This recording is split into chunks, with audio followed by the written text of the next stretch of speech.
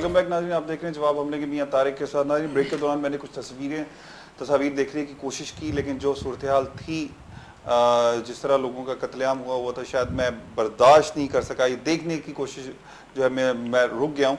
लेकिन एक चीज़ आपको बताता चलूँ कि ये इस तरह की मुजरमाना खामोशियाँ और मुजरमाना जो दरिंदगी हो रही है बर्मा में, इस पर इंसानियत शायद अभी शर्मिंदा ना हो, लेकिन आने वाले दिनों में ये ज़रूर पता चल जाएगा कि इसके बैकग्राउंड में कौन है, ये मुसलमानों का कत्लेआम कौन करवा रहा है। यकीनन ये एक ऐसी साजिश होगी जिसको हम कभी भी फरामोश नहीं कर सकते, क्योंकि जिस तरह मुसलमानों का कत्लेआम हो रहा है वो यकीनन जो है बहुत ही ख़तरनाक है और काबिल मज़म्मत है, जिसकी जितनी मज़म्मत की जाए कम है। क्योंकि इस वक्त सूरत हाल ये भी साथ में चल रही है कि मुसलमानों को वहाँ पर तमाम बस्तियाँ जो हैं अरकान सूबे में वो बस्तियाँ जला दी गई हैं, मुसलमानों का कत्लेआम हो रहा है। और उसके अलावा जो इस वक्त जिन 20,000 से ज़ायद जो मुसलमान शहीद किए जा चुके हैं, जिस तरह की खबरें और सोशल मीडिया के ज़रिए बाहर आ रही हैं, तस्वीर बाहर आ रही हैं, उससे लगता है कि ये हलाकू खान या चंगेज़ खान की बर्बरियत जो है उससे भी बढ़कर जो है इक़दाम हो रहे हैं।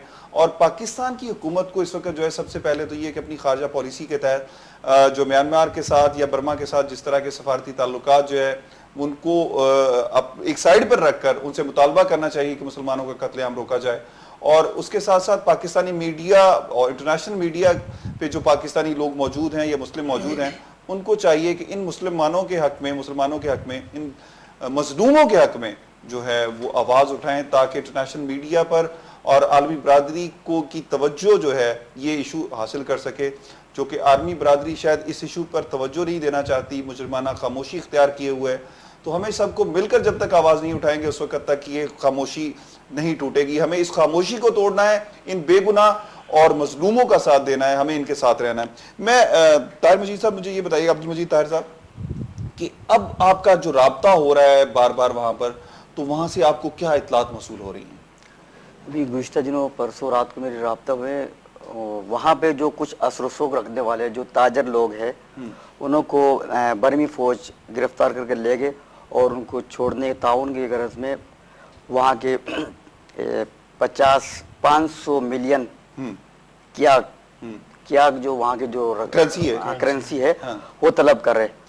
तो अब नहीं, मतलब ये कि ये इसलिए तलब करे जो मुसलमानों के पास जो बचा कुचा जो भी है, ताकि वो दे के यहाँ छोड़ के चले जाए।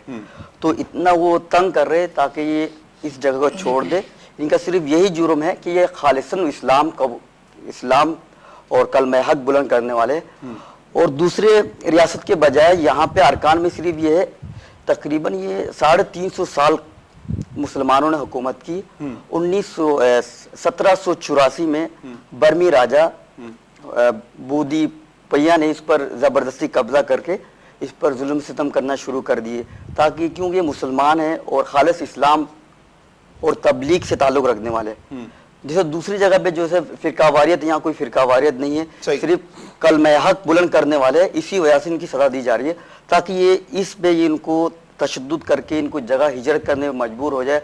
और जो बचा कुचा है इस तरह कत्ल किया जा रहा है, जैसे कि गाजर और मूली। और अभी जैसे मीडिया के वो बता रहे कि 20,000 मुसलमान हैं, लेकिन अभी ताज़ा इतला के मतलब लाखों के तादाद शहीद हो चुके हैं।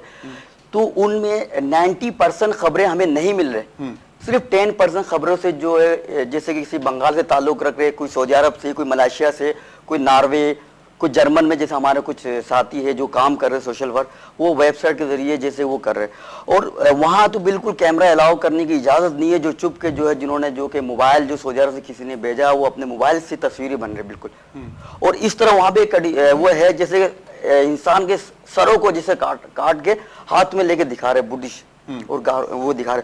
और कुछ तस्वीर ऐसी वीडियो हमें मौसूल हुए जिसमें जो ना फ़ौरन ऐसे काट रहे, उसकी जो ना दिमाग उसके ऐसे हो रहा है जैसे कि फौरन ताज़ा कोई बोबले कर बाहर निकल रहा है, बाहर बिल्कुल ताज़ा ये ना तड़पते हुए बिल्कुल। तो ये जैसे कि आपने कहा नरम दिल रखने वाले ये बर्दाश्त तो नहीं कर सकते, जैसे कि पोस्टमार्टम भी शायद इस तरह नहीं होता होगा। सही। और ये यहाँ पे दरअसल दूसरे अक़वाम मुत्तहिदा, दूसरे आलमी इस्लाम इसलिए आवाज़ नहीं उठा रहे क्योंकि ये सारे यहूदी और नसारे के दोस्त बने हुए। क्यों नबी करीम सल्लल्लाहु अलैहि वसल्लम ने ये कह दिया हदीस में, यहूदी और नसारे कभी भी मुसलमानों का दोस्त नहीं हो सकता। जब हम मुसलमान होने की वजह से यहूदी और नसारे को अपने घरों में जगह दे दी और हम उनके दोस्त बन के उनके साथ खा रहे, तो कैसे हमारे अंदर इत्तेफाक पैदा होंगे। तो इसी तरह से जो ना हमारे पाकिस्तान भी खामोश है, दूसरे जो इस्लामी मुखालिफ जैसे बात कर रहे हैं, इसलिए खामोश है कि अगर वो आवाज उठाएंगे तो दूसरे यहूदी नसारे उनके ऊपर प्रेशर डालेंगे। फिर अगर जैसे कि अभी रेमंड डेविस का जो वाकया हुआ आपके सामने, 2-3 खुलेआम कत्ल करके उसको किस तरह बाइज्जत हमने उसको अमेरिका पहुंचा के आए, ये बिल्कुल आपके हमारे मीडिया और हमारे गवर्नमेंट देखो ये हाल है, तो क्या हम मुसलमानों की आवाज उठाएंगे फिर। सही।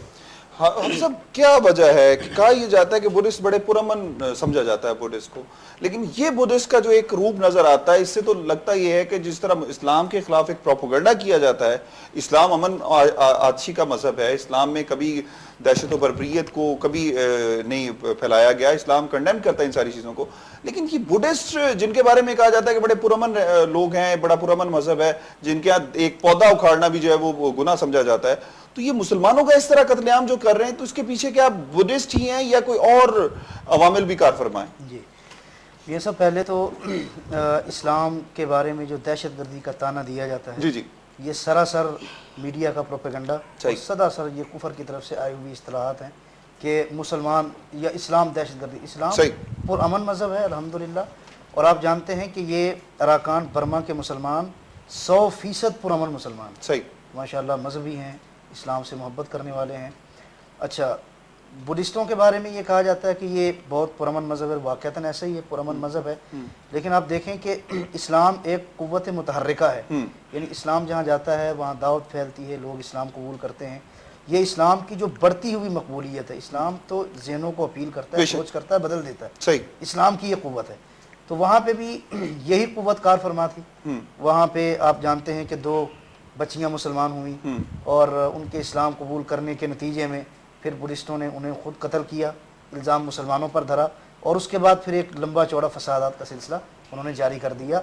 बुद्धिस्ट उनके मज़हबन वाकई वो ऐसा ही है कि वो उनके मज़हब में कोई ऐसा मसला नहीं है, लेकिन इसके पीछे हिंदुस्तान है, इसके पीछे हिंदुस्तान है। उसको हमें इस वाक़े को नहीं भूलना चाहिए जो गुजरात अहमदाबाद के अंदर बर्बरियत और जुल्म की दास्तानें, अगर वो तस्वीरें समझौता एक्सप्रेस को जिस तरह नजर आतिश किया गया, तस्वीरें अगर आपके सामने हों और ये तस्वीर जो अखबार में आपके सामने पड़ी हुई, आप इनको मिला के देखें, यानी जुल्म में वही एक तस्वीर के 2 रुख आपको नजर आएंगे।